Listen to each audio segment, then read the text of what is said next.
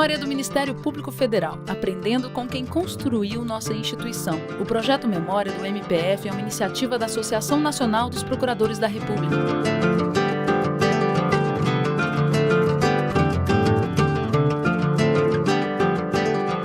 Nascida em 1944, no Rio de Janeiro, Helenita Amélia Gonçalves de Caiado Acioli aposentou-se como Subprocuradora-Geral da República em 2014. Foi a primeira mulher a exercer interinamente o cargo de Procuradora-Geral da República durante 30 dias em 2013. Estudou na UNB e concluiu mestrado na Universidade de Sevilha, na Espanha. Aprovada em concurso no Ministério Público Federal em 83, começou a trabalhar no Amazonas e veio para Brasília em 84. Presidiu os Tribunais Superiores e o Conselho Superior do Ministério Público Federal.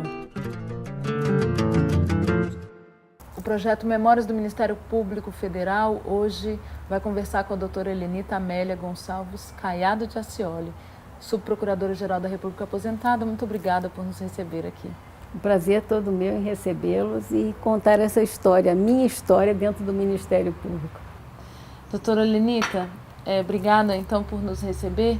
Eu queria que a senhora começasse contando as suas primeiras memórias. A senhora é nascida no Rio de Janeiro. Então, contasse um pouco como foi a sua infância. Bem, eu sou carioca da Gema, mas a minha vida quase toda eu passei em Brasília. Porque saí de lá ainda tinha uns 13 anos, quando vim, ou 14, para Brasília. Então a maior parte da minha vida foi passada aqui, em Brasília. Então eu me considero candanga, porque estudei na primeira escola de Brasília, que foi o CASEB. Depois estudei na primeira universidade também, mas já não foi no primeiro ano, no segundo ano da Universidade de Brasília. Por que a senhora escolheu estudar Direito? Bem, eu sempre fui assim uma lutadora pelos direitos, então sempre assim que qualquer coisa assim eu fazia logo uma contestação, eu reclamava. Então na escola, eu era assim, vamos falar, então era a Helenita na frente, né, para pedir, para falar, para reclamar. E essas coisas todas me levaram para o direito. E aí comecei também a conversar com outras pessoas da área, tudo isso, e parentes. Então acho que eu tomei um gosto, né, pela carreira e realmente eu acho que eu acertei na minha profissão, acho que era mesmo onde eu devia ir. Até hoje eu gosto de protestar. Como que começou a sua atuação profissional no direito? Comecei na área trabalhista. Advoguei para muito candango, pessoas que trabalhavam nessas obras aqui em Brasília, pessoas também que às vezes não tinham vínculo trabalhista, elas trabalhavam, por exemplo, numa cantina do canteiro de obra. E não dava, elas não tinham carteira, não tinham nada, entendeu? E eu batalhava era nessa área de ter que a pessoa tinha vínculo, sim, de trabalho com a empresa, recebia pela empresa. Então eu comecei na advocacia nessa área. Teve um concurso para o INCRA, para procurador do INCRA. Foi o primeiro concurso que nós tivemos no Brasil para um órgão público. O tempo no INCRA foi muito bom, porque foi um grande aprendizado esse INCRA, viu? Tive o prazer de encontrar vários colegas que foram para o Ministério Público. Então, é isso que eu quero falar, como é que eu cheguei no Ministério Público. Wagner Gonçalves, Geraldo Brindeiro, Ela Vieco Castilho, Manuel Volmer Castilho, marido dela. Aí eu resolvi também, né? Porque já foram, por que eu não vou? Então eu vou embora para o INCRA. Que ano que a senhora fez o concurso? Foi para a Procuradoria, para o INCRA, que você está falando? Procuradoria foi, acho que começou em 82, né? Deve ter começado a inscrição, qualquer coisa, mas só em 83 que terminou e nós fomos nomeados, em 83. A senhora começou a trabalhar no Distrito Federal? Não, comecei no Amazonas. E pegamos uma procuradoria, porque isso aí é interessante os novos colegas saberem, que quem chefiava a Procuradoria da República em Manaus era um procurador de justiça, era do Ministério Público do Amazonas. Quando nós chegamos, mudou tudo, né? Então foi o primeiro grupo de procuradores da República em Manaus. Quer dizer, fomos nós, apesar de que já tinha tido lá, mas ela ficou pouco tempo e foi embora, que era a Edilceia. Ela foi precursora em Manaus. Mas o grupo assim, de procurador, a primeira vez desse concurso foi o nosso grupo, porque até então estava lá um procurador-geral de justiça. Procurador, ali que foi procurador-geral, mas ele era procurador de justiça na época. Então, nós tínhamos muitas questões da União, inclusive os casos fiscais também, tudo ia para a Procuradoria da República. Quando o Ministério Público era não só Ministério Público, mas era advogado da União. Então, por exemplo, teve problema que teve que fazer eleições suplementares, entendeu? Aí foi assim, uma confusão, uma briga de partidos. Então, eu participei dessas eleições suplementares lá em Manaus. E aí nós começamos a botar uma série de regras. Eu chego assim nos lugares e já vou querendo assim, fazer alguma coisa diferente. E naquela época a gente já tinha muitas fraudes também. Já tinha muita corrupção, fraudes. Teve um caso que pareceu até com o caso da mandioca. Eu me lembro do caso de Manacapuru, acho que era Manacapuru o nome.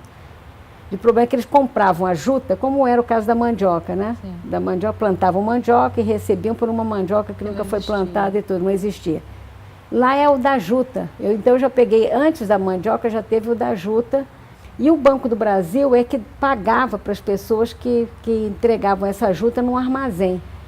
Aí o que aconteceu? E aí se descobriu que não tinha, o armazém era puro, não tinha nada dentro. E o Banco do Brasil pagou a não sei quantas pessoas, entendeu? Para entregar a juta e não se sabe onde foi parar a juta. Então teve um processo lá danado. Agora o problema do processo é que quando eu cheguei lá, quem estava sendo processado era uma pessoa que tomava conta, que morava numa tapera.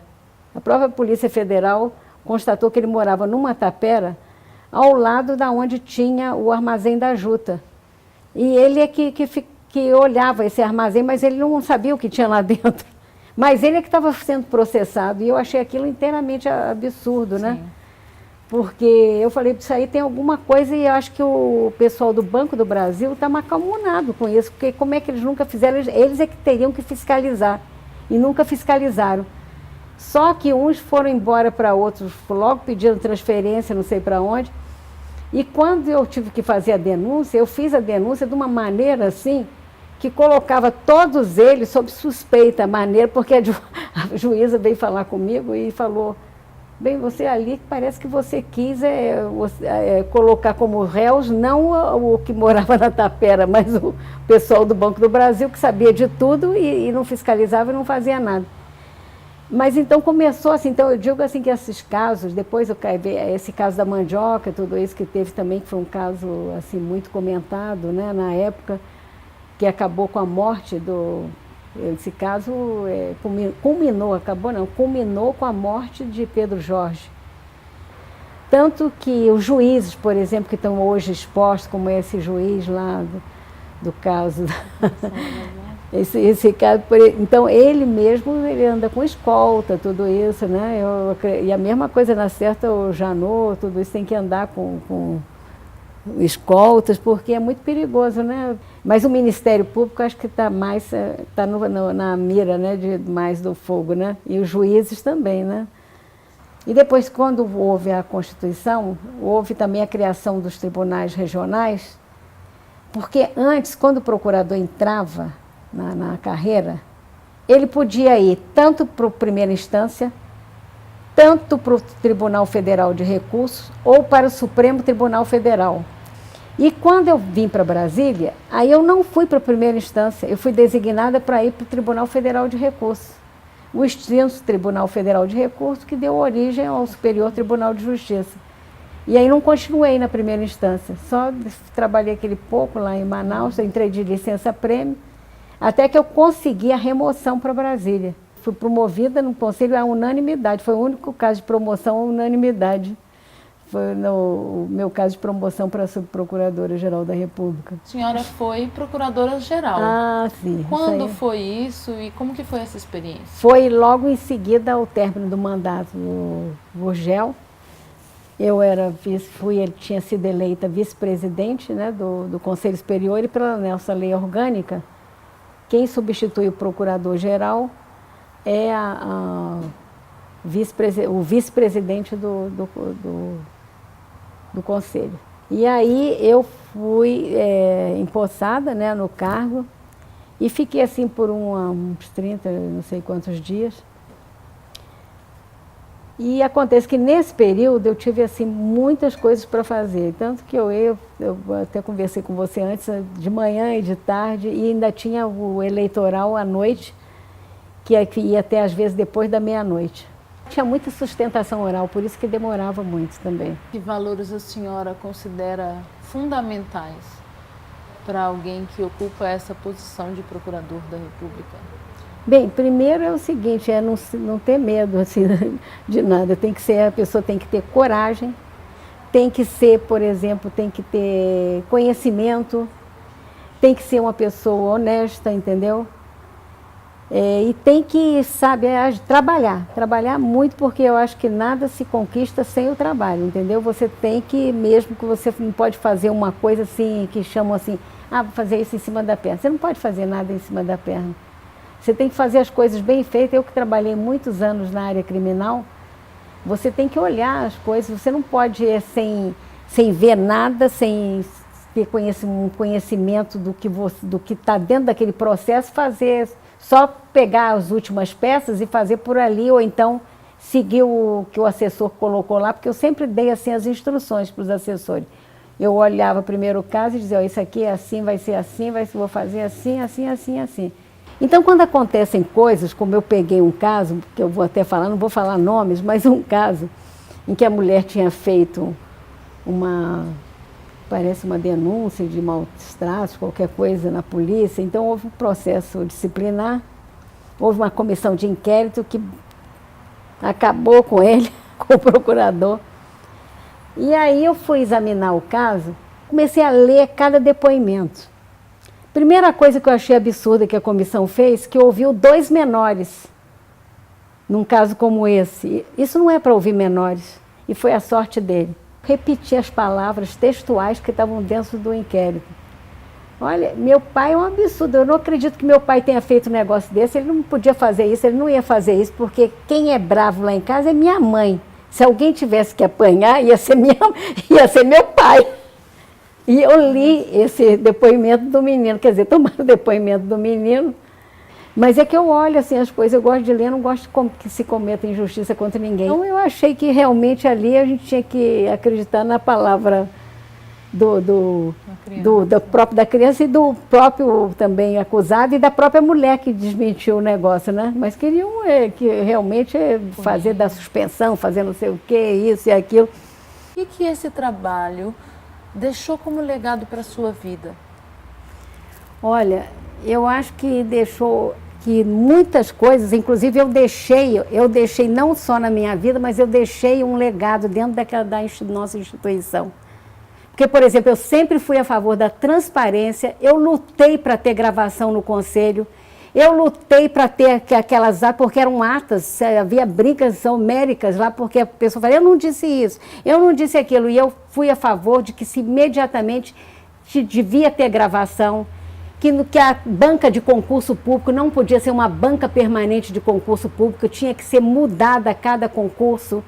E que recado que a senhora dá aos jovens e às jovens que desejam seguir carreira ou aos que já são procuradores? Eu penso que os colegas novos, sabe, devem começar e com o pé direito e procurar fazer sempre o melhor. É claro que a pessoa que está começando tem mais dificuldade, tudo isso, mas querendo acertar, procurando enxergar as coisas, entendeu? E por trás das coisas, porque às vezes a pessoa só olha assim, sem interpretar. Então você precisa enxergar tudo, ver tudo com bons olhos, porque é isso que faz a gente uma pessoa melhor nessa vida. Doutora Helenita, queria agradecer imensamente. Eu que agradeço a vocês, satisfação. aí também os outros ouvintes aí, mas grande instituição esse Ministério Público, viu?